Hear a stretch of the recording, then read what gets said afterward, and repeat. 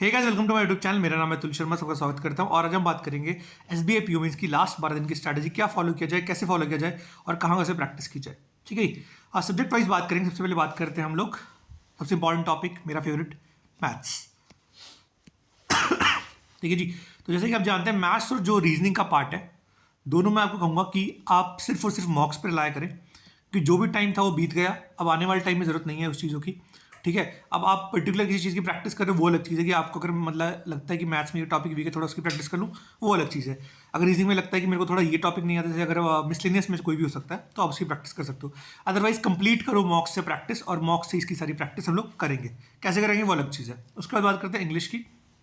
देखो, आपने अब तक ये चीज़ नोटिस कर ली होगी कि जो सबसे इजी सेक्शन है पेपर में वो इंग्लिश का आता है हमेशा, है ना।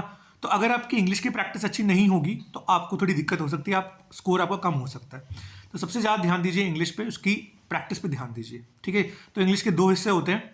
एक तो आपका जो पेपर होगा यहाँ पर ऑब्जेक्टिव वाला, प्लस एक होगा आपका डिस्क्रिप्टिव वाला। ठीक है, ये मेरे ख्याल से 50 मार्क्स का और मेरे ख्याल से ये 40 मार्क्स का है ना। तो अब देखो, ये मैं पता नहीं शायद 40 का 35 का, लेकिन जितने मार्क्स का है। तो अब देखो, ऑब्जेक्टिव वाले में हमेशा देखो आईपीएस पीओ मेंस में भी इजी इंग्लिश आई थी एज कम्पेयर टू बाकी सारे सब्जेक्ट्स। हो सकता है मुश्किल आ जाए, बट चांसेस क्या होते हैं कि इंग्लिश इजी आती है। तो उसके लिए मैं एक चीज़ बोलता हूँ कि देखो, अब तक आपने ग्रामर वगैरह सब कुछ प्रैक्टिस कर लिया होगा, तो आने वाले टाइम में सिर्फ हमें इसका एक मॉक लगाना है, सिर्फ एक मॉक। ठीक है, एक मॉक इंग्लिश का रोज लगाना, जो मर्जी हो जाए। समझ लो ये हमारी गोली रोज खानी है हमें, है ना। तो इसमें प्रैक्टिस होती रहेगी आपकी। साथ साथ डिस्क्रिप्टिव का मैंने आपको बताया क्या करना है अगले 10 दिन में। आपने करना क्या है, आपने एक लेटर और एक ऐसे किसी भी बुक से या किसी मतलब वेबसाइट से देखकर जो भी उनकी हेडलाइन है, मतलब उसका टाइटल है, वो लिख लेना। और लिखने के बाद मैच करना है, क्या आपका वर्ड्स जो है वहाँ से मैच करते हैं, मतलब क्या वो क्या कहना चाहते हैं वेबसाइट वाले, बुक वाले, और आप जो कहना चाहते हैं कि उनमें कुछ सिमिलरिटी है। और दूसरी बात ये कि आप उनका पढ़ें और आप उनका समझें कि क्या मेरा कुछ और बेटर हो सकता था, क्या मैं कुछ और अच्छी चीज़ें लिख सकता था इसमें, वो चीज़ें समझें। एट द एंड यही मैटर करता है कि आप कितनी अच्छी चीज़ें, प्यारी चीज़ें लिख कर आते हैं लेटर और आर्टिकल में, और वहाँ पर आपका सही मार्क्स बनते हैं।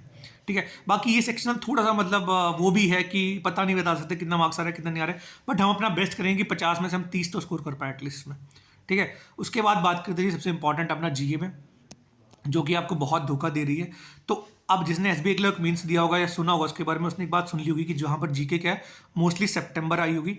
तो मैं आपको सजेस्ट करूंगा कि जी आप अगस्त से लेकर 15 जनवरी तक का पढ़ें, और ये सारा पढ़ें और इसको रिवाइज करें बार बार। जैसे अब तक आपने पढ़ ही लिया होगा ऑब्वियसली ये सारा, तो है ना।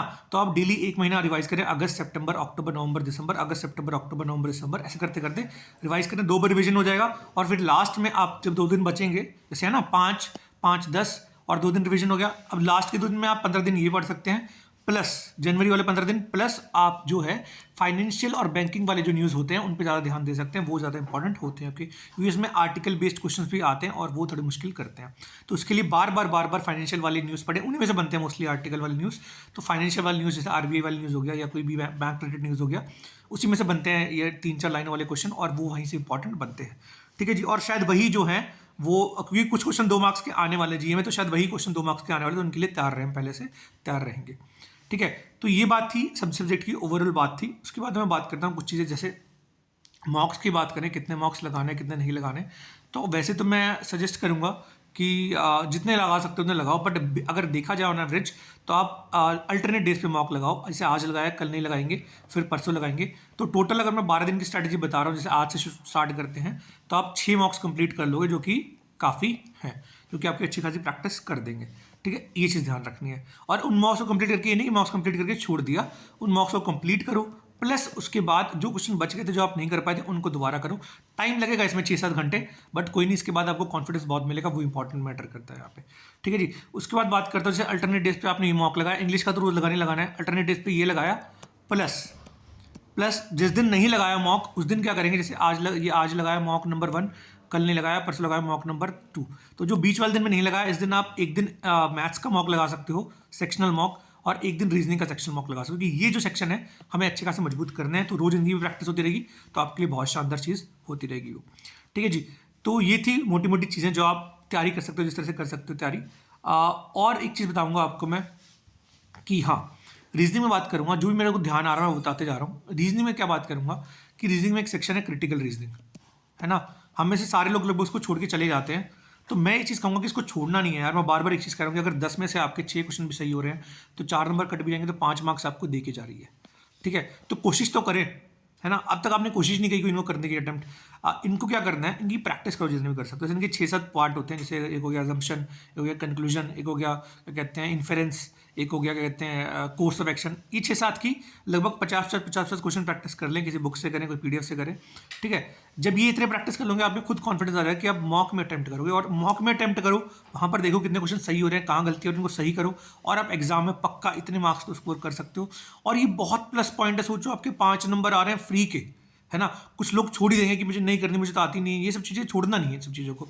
तो ये बहुत एक इंपॉर्टेंट सेक्शन है और बहुत ही अंडररेटेड सेक्शन। इसको लोग छोड़ देते हैं कि ये मुझे आता नहीं है, इसको छोड़ दे, टाइम पास गलत हो जाएगा। नहीं यार, बिल्कुल ये सब नहीं करना है। आपने बहुत ध्यान देना है, स्पेशली ध्यान देना है क्रिटिकल रीजनिंग पे या फिर लॉजिकल रीजनिंग पे, ठीक है जी। तो ये थी मोस्टली इंपॉर्टेंट बात है जो आप कर सकते हो। और एक और चीज़ लास्ट में, कि जैसे सिंस अब 12 दिन बचे हैं तो आप अब शेड्यूल बना लो अपने हिसाब से कि डेली का 10 घंटे पढ़ना ही पढ़ना है, जो मर्जी हो जाए, ठीक है। 10 घंटे पढ़ना ही पढ़ना है, जो मर्जी हो जाए, हमने 10 घंटे निकालने हैं, ठीक है। अब अगर 10 घंटे रोज निकालते हैं तो वही बात है जैसे IPS PO मेंस में कही थी कि बहुत ज़्यादा आपका आउटपुट निकल के आएगा आपका, और डेफिनेटली आपको ये चीज़ें हेल्प करेंगी और आपके मार्क्स बहुत ज़्यादा अपलिफ्ट होंगे, ठीक है जी। तो यही मैं बोल रहा हूँ, शेड्यूल बनाओ अपना, मस्ती से पढ़ाई करो, मस्त पढ़ाई करो एकदम, ठीक है। और ठीक है जी, इतना ही इस वीडियो में काफ़ी है। ऑल द बेस्ट, प्रिपेयर करते रहें।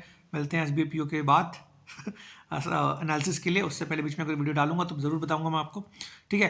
तो इतना ही काफ़ी है, थैंक यू सो मच। फिर मिलेंगे जल्दी, जब तक के लिए all the best, bye. Prepare करते रहें, बाय।